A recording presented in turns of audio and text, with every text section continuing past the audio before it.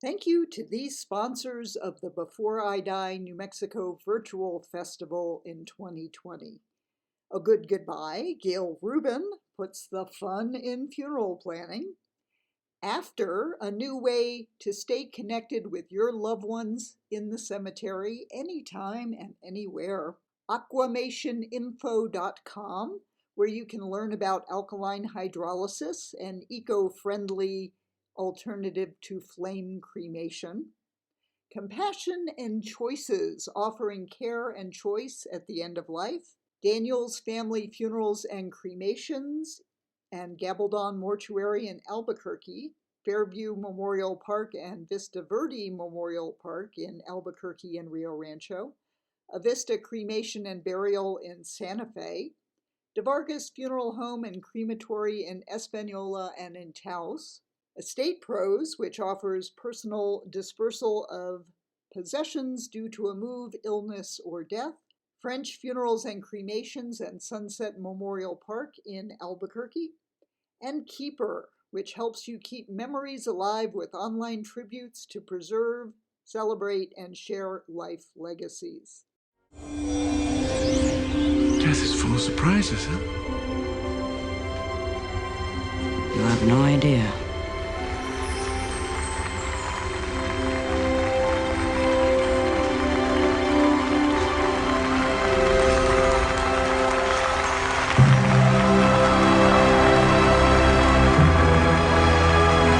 Yes, that's me, Gail Rubin, the doyen of death and the coordinator of the 4th annual Before I Die New Mexico Festival, coming to you in 2020 as a virtual event because COVID. So today, this particular session, I am pleased to introduce to you a number of the key people involved with Fathers Building Futures. I have been on the board of Fathers Building Futures for these many years now, and it's gone through a number of changes. It's a 501c3 organization that gives jobs and skills to previously incarcerated fathers to help them establish a way to make a living after you get out of jail and you don't want to be going back to jail. Now, let's just have you all wave. Joseph Shaw and Robert Gilbert and Vanessa Peer and Chris Moffat. Joseph, let's start with you. When you've been how long have you been involved with Fathers Building Futures, and give us a little background about the organization? Okay, so hello everybody. I hope you guys are ready for a good event. Gail always holds a good one. So my name is Joseph Shaw, and I'm one of 2 directors at Fathers Building Futures. So I've been with the organization since December of 2012, where I originally started as a client. I was released from incarceration. I enrolled into the program, and I've stuck with it long enough to where now, I'm one of the co-directors. So it's been an amazing and very trying and how can I say it? Exciting. It's been very exciting to see the changes that Fathers Building Futures has gone through. So it's gone through a number of changes. We first started under the umbrella of PB&J Family Services, and then in 2017 we went out on our own, and we were our own nonprofit. And current and present day, we in April of this year, we recently merged into another organization. So now we are under the umbrella of the Atrisco companies, which we have 6 other sister companies. There's 6 nonprofits total, including us, and 1 for-profit. So everything from education to cemeteries to Fathers Building Futures. And so it's been quite a journey for sure. Well, and one of the reasons I've been on the board of Fathers Building Futures is the way that you give jobs and skills to previously incarcerated fathers is you have a woodworking shop, and in that woodworking shop you make caskets, lovely plain pine caskets, and you make fine urns and other great wooden products. So how does this program work? Is this something? Um, Go, go ahead. what's that? Yes. So we make 100% biodegradable kosher caskets, and we also make natural pine caskets. Difference being one has screws, one does not, and no animal byproducts in the glue, stuff like that for the kosher caskets. We do make urns. So the program works. We do recruitment process. It's a referral process basically. So our dads, which we're going to start referring to them as second chancers, because that's what we're doing. We're trying to give them a second chance to reintegrate back into their families, back into our communities, and back into New Mexico's workforce. So the program works that we get a referral. We do an interview process with the gentlemen that come through. We see if they're a good fit for the program. And then it's an 8-month program. It used to be a 6-month program. Now it's 8 months, where they will go through various trainings, life skills training, soft skills training, hard skills training. And here in a little bit, Chris can actually speak a little more to that. We have 12 domains of the program. He's done a great job of really putting all that together with my co-director, Serena. So yeah, so that's how it goes. So the guys, they stay with us for a limited amount of time to basically to get on their feet, meet the requirements of probation and parole to keep them from going back, and then we transition them out into full-time employment with the hopes that they receive sustainable jobs that are gonna carry them now and into the future to be able to be good providers, and just to keep them from going back to the ways they used to be. That's amazing. And if I didn't mention, I don't think I did, a portion of the sponsorships and the ticket sales for this festival are going to be donated to Fathers Building Futures as well as historic Fairview Cemetery. So they're two Albuquerque 501c3 organizations. And I'm very pleased and happy to be associated with both of them.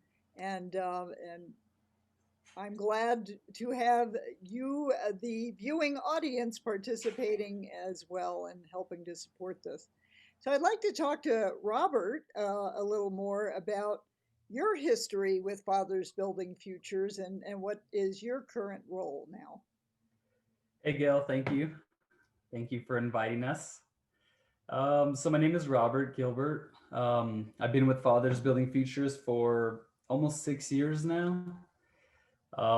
Unfortunately, years ago, I got mixed up with drugs and gangs, and I ended up committing crimes and going to jail. And ultimately, I went to prison.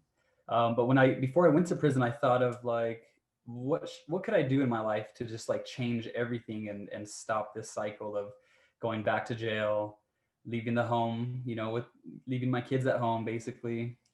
And so I decided that I'm going to give, faith in God a try.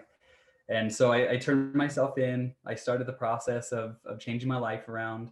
Um, I got clean, stayed on the straight and narrow, had a job. But eventually I did go to trial, and I was sentenced to prison, which was okay. It was honestly one of the best things that ever happened to me. But I learned a lot there. And when I got out, I had a job. But then I heard about the parenting program through PB&J Family Services. And so that's what initially sparked my interest in Fathers Building Futures. So after I completed the parenting class, they offered to pay for my CDL training. So that was kind of like, it was like more of an incentive to stay with the program. But I also liked a lot of the individuals that I met there. I thought that I could definitely, have a place in the organization. And so I'm glad that they kept me on, and I'm glad that I've gotten training throughout the years. So now officially I do accounting work. So I work with the 6 companies that Joseph mentioned, and I do the accounts payable and payroll for those companies. That's wonderful. You mentioned CDL. I'm not familiar with that terminology. Commercial driver's license. So Oh, I had okay. the privilege for 2 years to drive a big semi truck all over New Mexico, delivering food to those in need with Roadrunner Food Bank. Oh, cool. Very cool. Yeah, yeah. So the New Senda Credit Union got involved as a supporter for Fathers Building Futures, I believe. They, For sure. Yeah. I mean, yes, they did. They heard about our program. They looked into to our program, and they thought that we're bringing value to the community, and that's something that they are focused on. And so they became a supporter of ours. so we have a video of, I guess, a commercial that they put together. Fathers Building Futures provides job training to dads who come out of incarceration. We give them financial literacy training, soft skills, hard skills. We teach them a new trade. We give them experience so that way when they are done with our program, they're able to get employment. Currently, we have a wood shop, so we train the dads on woodworking. New skills are necessary for growth. People become confident because of the new thing that they learned, and then they're able to potentially use that new thing in the next field of study or their next job. With our program, we've actually have been able to lower the recidivism rate. And it's important that we do that because we see that there's so many dads who come out of incarceration. They don't have anywhere to go. They don't have anything to do. So, naturally, the thing they run to is right back to drugs, right back to crime. They're not able to support their families.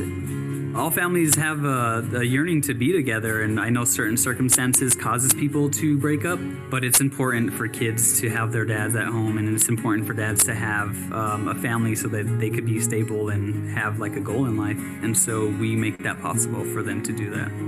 New Senda's Community Rewards program allows Fathers Building Futures to purchase equipment, to allow the dads to continue working, and to continue our job training program. New Senda Credit Union, the power of we. Visit newsenda.org to learn how Community Rewards is impacting communities. Federally insured by NCUA. It's a great video. It was a good video. Yeah, I don't know if you all noticed, but there was one of the caskets along the wall in the background. They didn't zoom in on that, but next, thank you, Robert. I'd like to next introduce Vanessa Pierre, who is currently the president of the organization. And Vanessa, you're with, you got involved through their client program. Yeah, and I think I first wanted to start off by saying thank you, Gail, for giving us the opportunity to speak here today, and just letting us be able to talk a little bit more about how involved Fathers Building Futures is with building caskets and just creating a better New Mexico. So thank you for giving us the platform today.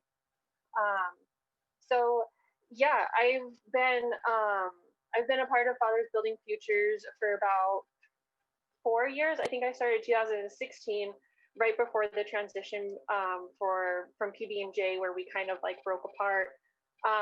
This was a perfect segue showing New Senda because I believe financial literacy. I have a banking background. I am the president of Fathers Building Futures, and I also work at US Bank.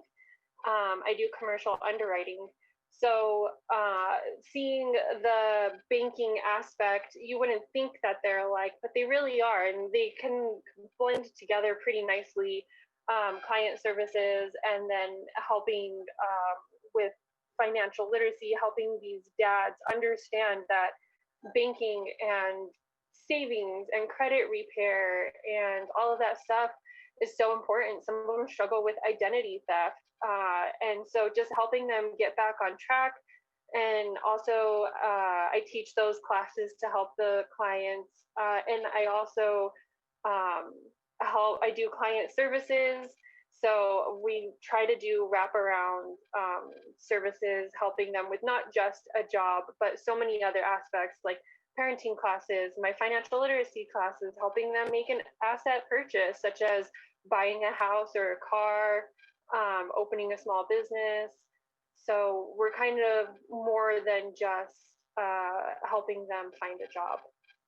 Yeah. Oh, it's so important because, I mean, even just among the general population, financial literacy can be difficult. Yes, absolutely. And then dealing with someone who might have been incarcerated for 12 years. So coming back where their credit is completely destroyed, where do they start? Where does someone start? Not only with zero credit, but with a credit score of 300. You can't do anything. You can't get an apartment. You can't buy a house. Some jobs even check for credit score. So it's pretty debilitating. And so breaking that cycle of poverty through understanding financial literacy. And so New Senda has backed us in the program of what we've done fiscally. We also have US Bank fiscally fund us, and Wells Fargo. So the banks do see financial literacy as being important enough to be able to combine the nonprofit with financial literacy and client services. Yeah, it's fruitful, and it's cool to see it all come together. How many clients have gone through the program at this point? Historic? Gone through like the financial literacy classes, or just Fathers Building Futures altogether? I was thinking altogether, yeah. Joseph, do you have the statistics? So it's over 400. Really? Perfect, thank you. Yes. And can you talk a little bit about recidivism and how this helps fight that? Me or Vanessa? Oh, how about you? Okay. Yeah, I'll jump in on this one. So recidivism is the returning back to prison. So it's the percentage that the state uses to identify what percentage of the population that comes home goes back. And in our state, it's 52%. Chris, thumbs up, thumbs down? 52%. So 96% of the people that are incarcerated in the United States will come home eventually. And in New Mexico, 52% will go back. So that's a pretty sad statistic, being that a little more than half will return back to prison. There's certain issues, and it's not necessarily, I mean, only like 11% or so, maybe even less, is due to picking up new crimes. A lot of the returning back to prison is due to what they call technical violations, and those are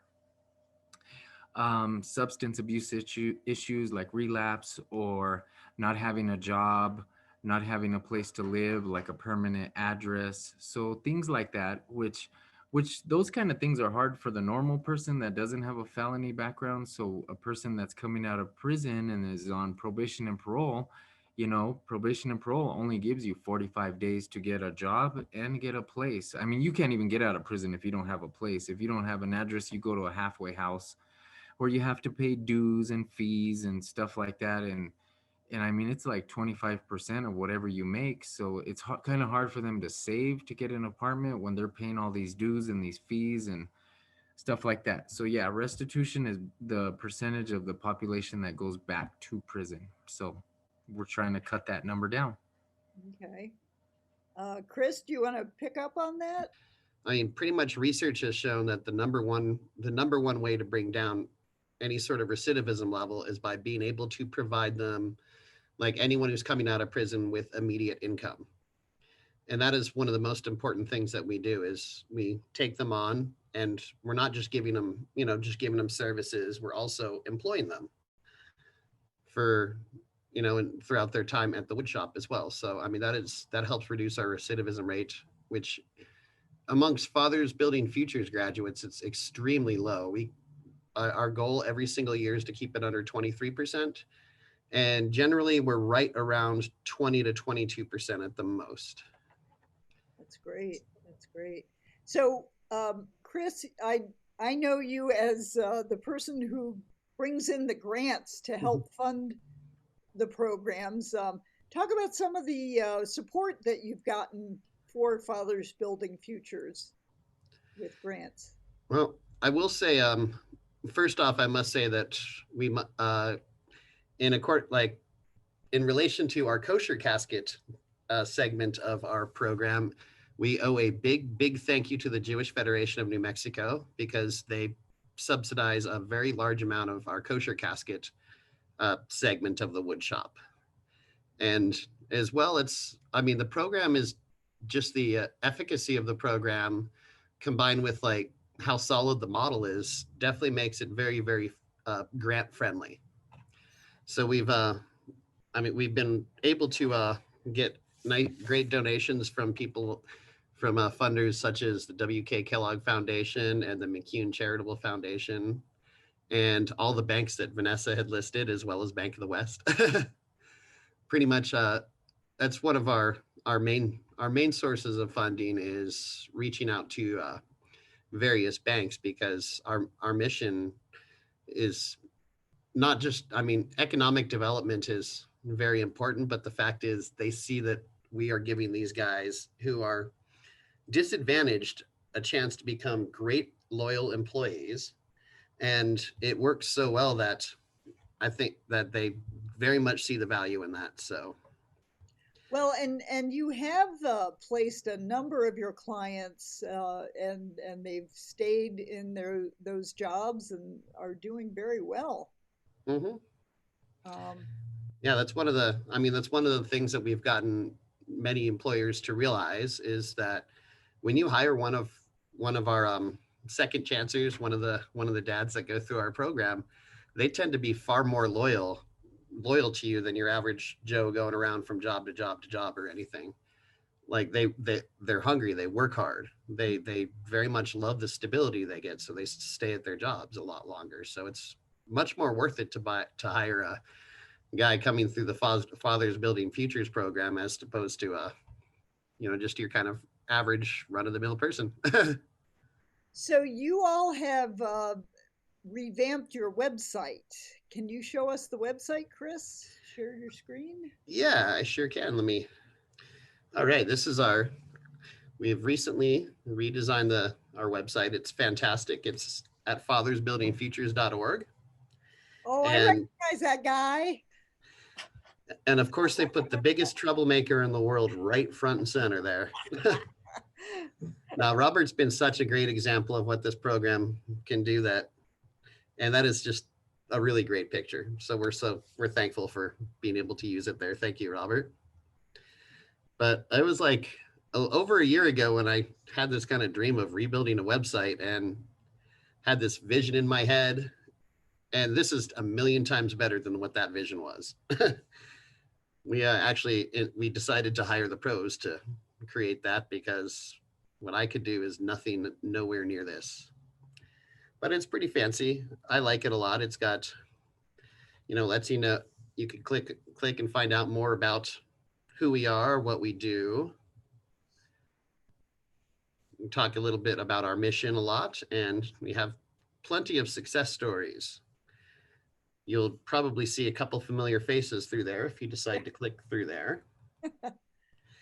And if you go to our program, you get to learn a little bit more about the reason why we exist, and kind of the need that we try and serve, as well as kind of how we do it, and the importance of Fathers Building Futures, along with this amazing video of Joseph and his daughter, which is just fantastic. I love it. But as well, let me slide us all to the other side here. We have a little banner up top, which has many of the same links that you'll find throughout the home page. You'll have some about our story, our history. Oops, I didn't mean to click on that, but we have various different supports that you might need in so many different areas. It's the one frustrating thing is with our dads, one of the hardest things is transportation. No. Especially now in the days of COVID, because everyone's a little more leery about taking public transportation right now. So that's one sector we definitely need a lot more help in, is getting transportation for the guys. But we have quite a list of resources there for anyone who just doesn't need our program, but they might need like some sort of support in some area. Well, that's wonderful. We list a lot of our employment partners, our funding partners, and currently we have our wood shop marketplace in construction, right now. So that part of the website will be rolled out a little bit later. But yeah, just I don't want to take too much time, just to keep it nice, sweet, and simple. But definitely go through the website at fathersbuildingfutures.org, and you can see some pretty amazing. But there's a lot of great information here. So fathersbuildingfutures.org, definitely check it out. It's well done by the Loop Marketing Company. Wonderful. Thank you for that little tour, Chris. Mm-hmm. I gotta say, my association with Fathers Building Futures has been many years, and I'm the funeral expert for for that, for the caskets and urns, and I've been toting around a short casket, which is now in my garage, and I take it to various events when we used to have in-person events. But if someone wanted to get one of your caskets or urns, what's the best way to do that? So the best way to do that would be to go through your local funeral home. So yeah, I mean, we can deliver to any funeral home in the city or in the state, actually. I mean, within reason, of course. But yeah, so just go to your local funeral home, request that you heard about Fathers Building Futures and the kosher caskets or pine casket, and just have the funeral director that you're working with just make contact with one of us. They can place the order and we can have it delivered to the funeral home itself. Okay, so work through the funeral home. Yes. Yeah.